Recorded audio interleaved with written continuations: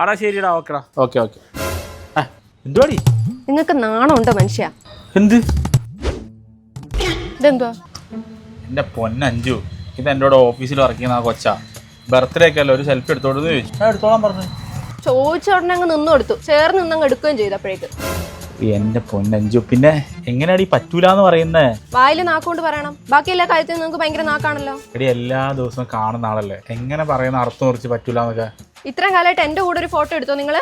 എടി ഞാൻ വിചാരിച്ചു ഇപ്പൊ അത് എടുത്ത ഉടനെ ഇവിടെ എടുത്ത് ഇൻസ്റ്റാഗ്രാമിലോട്ട് ഇടുന്നു. ഓ, അപ്പൊ ആരും അറിയാണ്ട് സൂക്ഷിച്ചു വെക്കാൻ കൊടുത്തല്ലേ അവക്ക്? ഇനിയിപ്പോ ഞാൻ അറിയാതെ എന്തൊക്കെ നടക്കുന്നുണ്ടാവും. എന്റെ ദൈവമേ, ഒരു സെൽഫി എടുത്താണോ ഇപ്പൊ ഇത്ര വലിയ പ്രശ്നം? നമുക്കിപ്പോ ഒരു സെൽഫി എടുക്കാം. ഓ, നിങ്ങളെ മറ്റുള്ള കൂടെ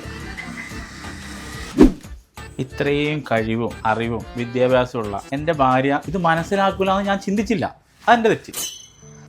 എന്നാലും നിങ്ങൾക്ക് കുറച്ച് ദൂരം ഒന്ന് എടുക്കായിരുന്നു. എടി നമ്മുടെ കിങ്ങിണിയുടെ അത്ര ഉള്ള ഒരു ചെറിയ ഒച്ച, ഞാൻ അതിനെ അങ്ങനെ കണ്ടുള്ളൂ. അപ്പൊ അതൊന്നും ചിന്തിച്ചില്ല.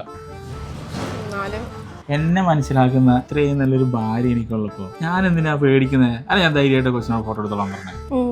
എന്നാലും നീ അല്ലേ സർവമായ സിനിമയ്ക്ക് പോകണമെന്ന് പറഞ്ഞേ. റെഡി ആയിക്കോ, നമുക്ക് പോവാം. ഓ, പിന്നെ ഈ സമയത്ത് എവിടെ സിനിമ ഇരിക്കുന്നത്? നമുക്കൊരു ഐസ്ക്രീം ഒക്കെ കഴിച്ച് മെല്ലെ 2:30 ഷോക്ക് പോവാം.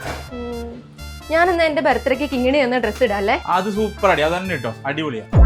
എന്റെ പൊന്നോ, മല പോലെ വന്ന എലി പോലെ പോയത്.